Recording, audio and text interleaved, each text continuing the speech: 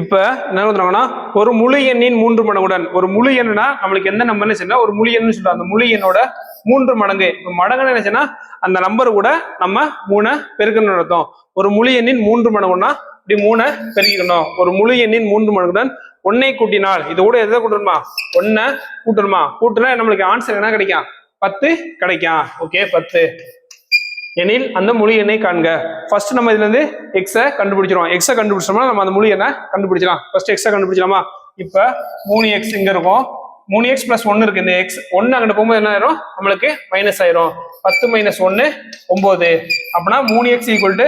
9 இருக்கும் X is equal to இந்த 3x இது பெருக்கல் இருக்கு கீழே வரும்போது எப்படி ஆயிரும் பக்கத்துல